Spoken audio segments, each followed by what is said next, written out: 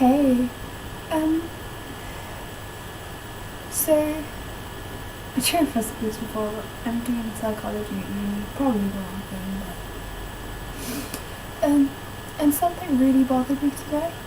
Like, a lot of people there, they wanted to be clinical psychologists. I mean, it might change, I don't know, but that's what they want right now.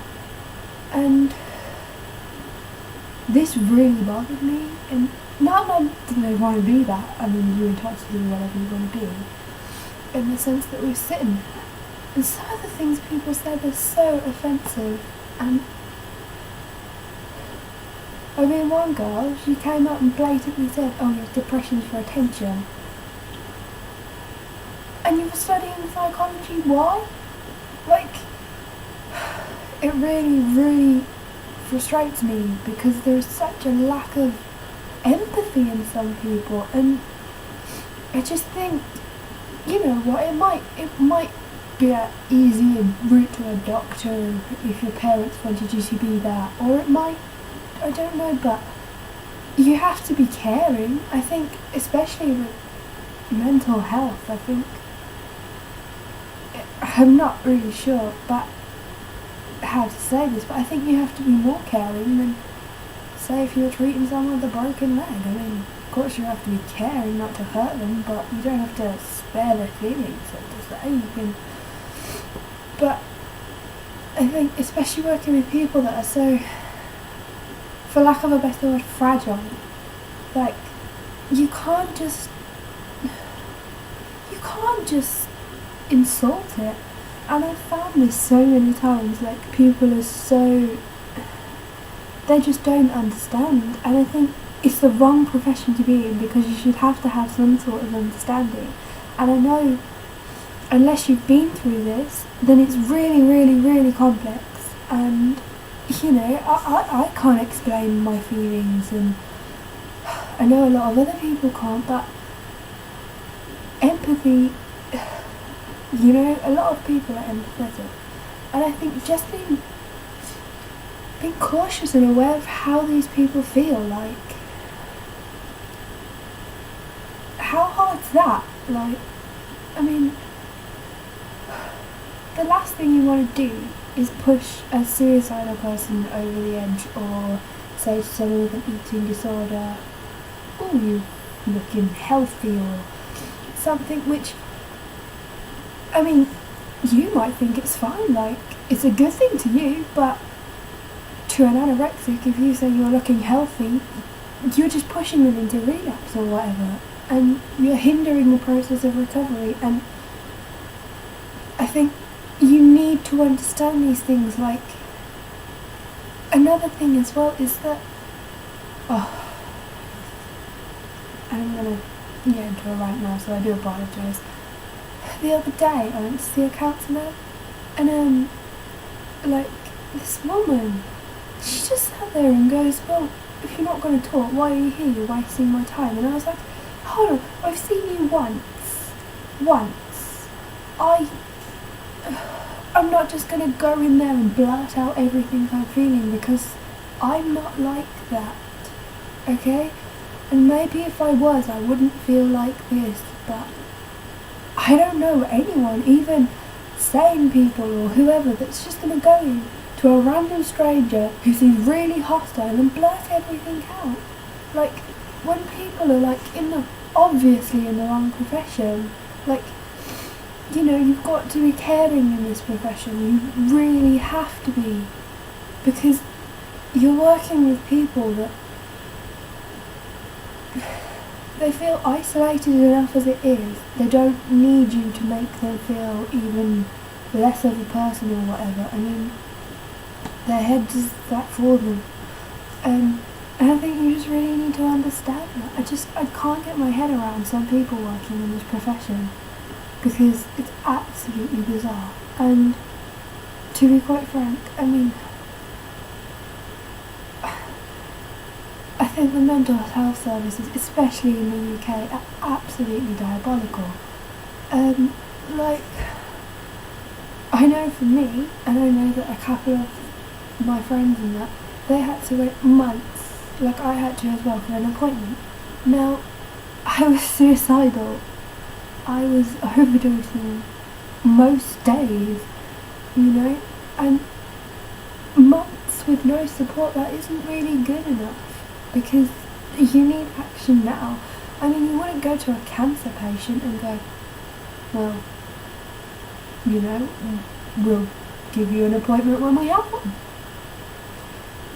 In the church, I mean, they might die.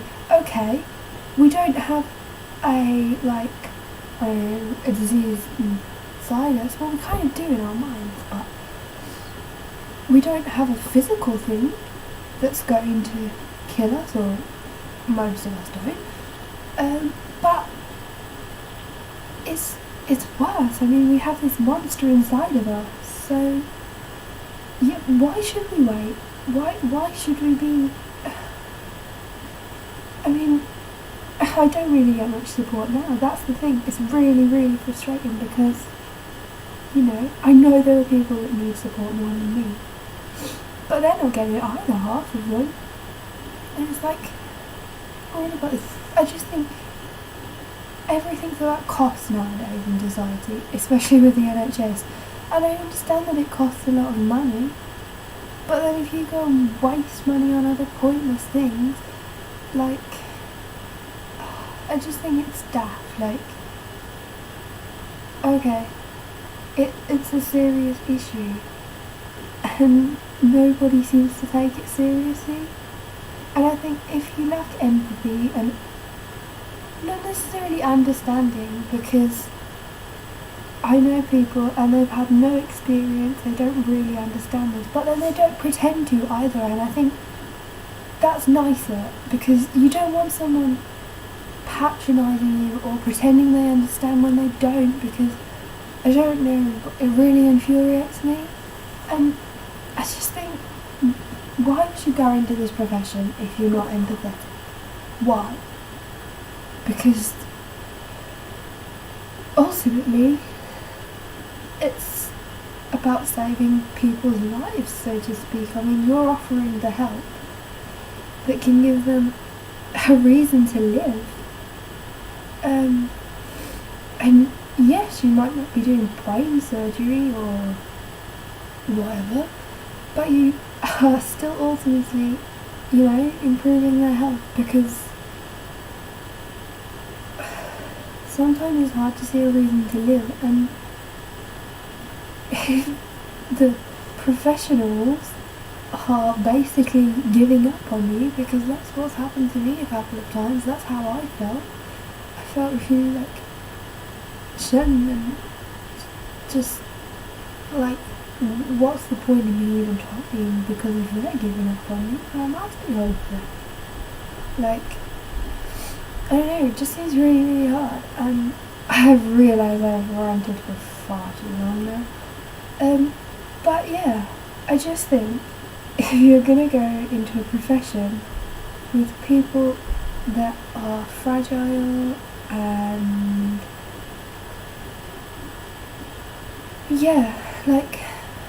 just don't do it if you're not caring. I mean, you wouldn't be a teacher if you didn't like kids, so why go into a profession about helping people and caring if you don't care about people? There are plenty of other jobs in the world, so it's not just an excuse. And if you like the area, you can be a researcher or something that doesn't involve toying with people's lives, because I don't think some people take it seriously enough.